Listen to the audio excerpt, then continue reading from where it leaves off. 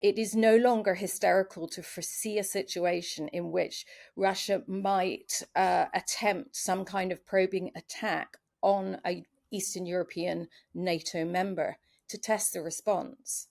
And to see if NATO would actually do anything about it. If you've already managed to change the borders of a non-NATO member with the consent, unwilling consent or tacit consent, or, just having no say in the matter of the rest of Europe, then what's to stop that kind of test taking place? I think that's how it is seen in Europe. As we count down to Friday's one-on-one summit between Presidents Trump and Putin, with us is Catherine Phil, the Times' World Affairs editor. Catherine, hi there. Hi, Stuart. How unpredictable is the outcome of this summit? We're already seeing Trump's press secretary suggest it's maybe a listening exercise rather than a slam dunk towards ceasefire. Yes. Well, I would be very surprised if you could get anything definitive out of a summit that's really had so little preparation, and we haven't seen very much, progress towards it or change in positions leading up to this.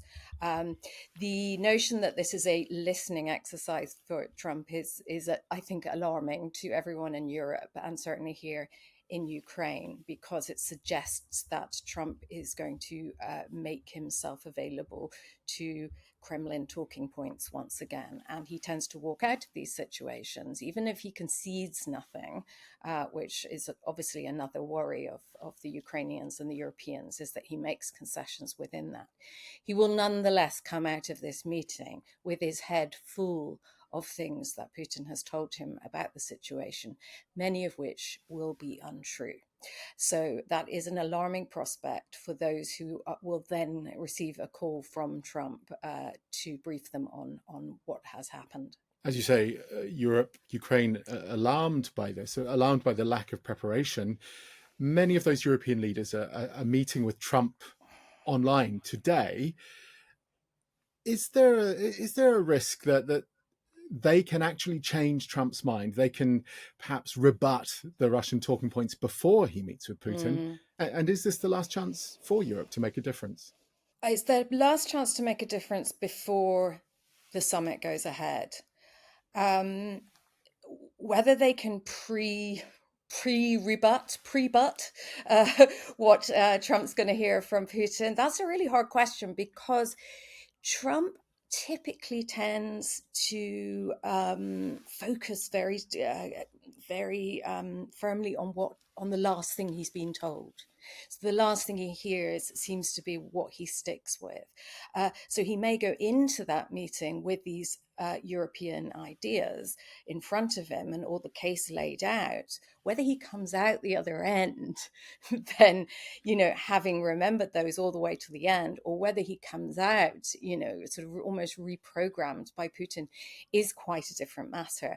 And although perhaps there wasn't the same level of European input when he previously met Putin, famously in Helsinki one-on-one, he certainly came out of that meeting absolutely full of Kremlin talking points, and which he sort of disgorged to the world in a press conference that horrified one of his Russia experts, Fiona Hill, so much that she actually considered faking a seizure to try and make the whole thing stop.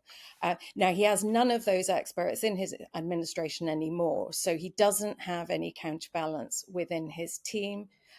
He has this envoy, Steve Witkoff, who went to Moscow and as preparation for this, and came back with a very confused version of what it was that Putin was actually asking for, so much so that there had to be calls back and forward with Europe and Ukraine and Moscow to clarify what actually Putin was suggesting.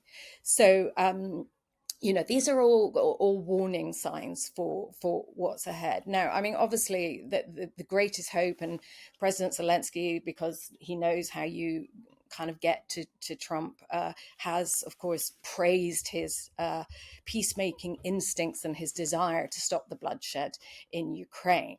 But at the same time, both he and European leaders have issued these warnings that to ask Ukraine to cede the territory, and it's the specific territory that Putin is most interested in the Donbass, is an incredibly dangerous move that would leave Ukraine, what is left of Ukraine, de facto or de jure, open to future re-invasion and ongoing conflict.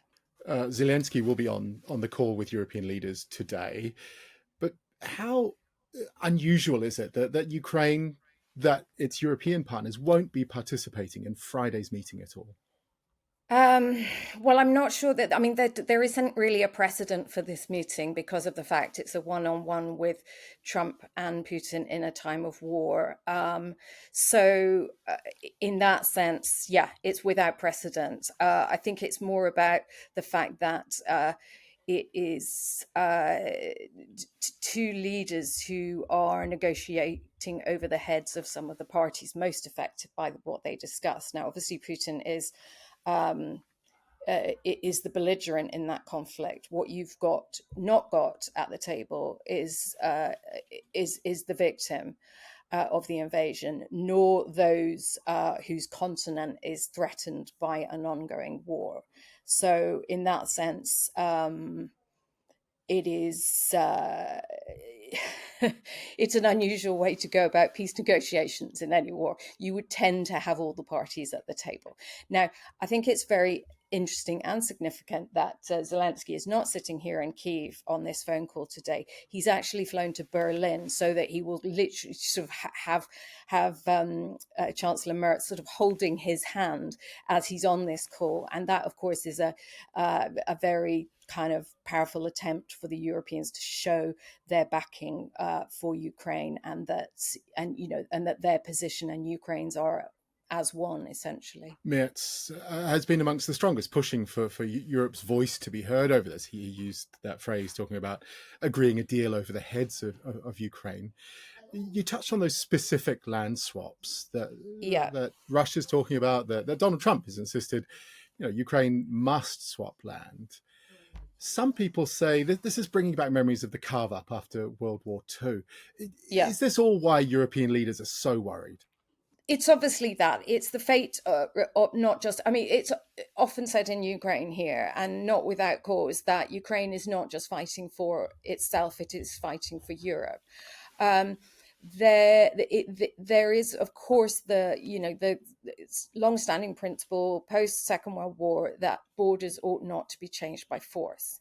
So to allow that to happen within Europe, because of Putin's aggression, sets an incredibly dangerous precedent, and it comes at a time when, despite what Trump has said about NATO at the last summit, which was actually more positive than most people feared it would be, there's still anxiety over whether he is actually committed to the idea of collective defense. It is no longer hysterical to foresee a situation in which Russia might attempt some kind of probing attack on a Eastern European NATO member to test the response and to see if NATO would actually do anything about it. If you've already managed to change the borders of a non-NATO member with the consent, unwilling consent or tacit consent, or, just having no say in the matter of the rest of Europe, then what's to stop that kind of test taking place? I think that's how it is seen in Europe. I suppose the leaders of Poland, the next country after Ukraine, which is a NATO member, they're incredibly worried. How pessimistic are they? They've told the Times today, the Deputy Prime Minister of Poland has told the Times that Russia's trebled the number of cyber attacks. Should they be worried about a physical, another land war attack? I think the most vulnerable countries are probably the Baltic states, to be honest. I think that if you look at where the borders are, where Russia has penetrated through Ukraine, the Baltic states are much more vulnerable than Poland. But yes, Poland has cause to be concerned. It's certainly not out of aerial range. We may not even be looking at a ground invasion. As you say, cyber attacks are a form of warfare that Russia is well practiced in and has launched against many of its near neighbours over the last decade or so. So, I mean, I think that that really most of Eastern Europe is on a state of high alert. Among the many kind of scenarios being talked about around land swaps, around frozen borders, is there one that Ukraine could agree to that could give it and perhaps Europe at least some sense of security? I think that most of Ukraine, if you look at polling now, have accepted in their hearts that Crimea is gone. So that is a possibility. You've still got to get past the constitutional challenges to actually legalizing that. The other, I mean, the talk of land swaps is nonsense because Ukraine holds negligible Russian territory. What's really being talked about, and what I don't think President Trump entirely appreciates, is that Russia is talking about swapping Ukrainian land for Ukrainian land. So it might pull out of Kharkiv and Sumy in return for more contiguous territory in the east. I could see this conflict being frozen along current-ish lines, but with no legal recognition of Russian control of it. It is quite hard to see at the moment how Ukraine can militarily win back what is currently occupied in the east. I think that's very difficult to see at the moment. Ukraine's long-range attacks on Russia are actually proving quite effective. So there may be a point at which Russia can see some merit in calling a ceasefire, at least on that. And that's why there has been talk about this. There might be a pause in the aerial bombardment if they could hold what they have on the other side of the border. But, the frozen conflicts have a nasty tendency of melting and becoming hot again. And that is exactly what is being warned about if this one is frozen in that way. Some of your quite powerful reporting this year has been talking with people from some of those areas, like Sumy, where they've had to flee their homes and their lives, or they've been evacuated. We're sitting here, you're in Kyiv, I'm in London, talking about them as almost bargaining chips. How will they be looking at all of this? Well, I can tell you because on Monday I was on the border with Donbass at an evacuation point where people were being brought from their homes, and we talked about this specifically. How does it feel if you are an ordinary person with your life's possessions packed into a few bags, your cat in a cat carrier sitting next to you waiting for an evacuation bus, that you have these two men thousands of miles away in Alaska determining whether you'll ever see your home again.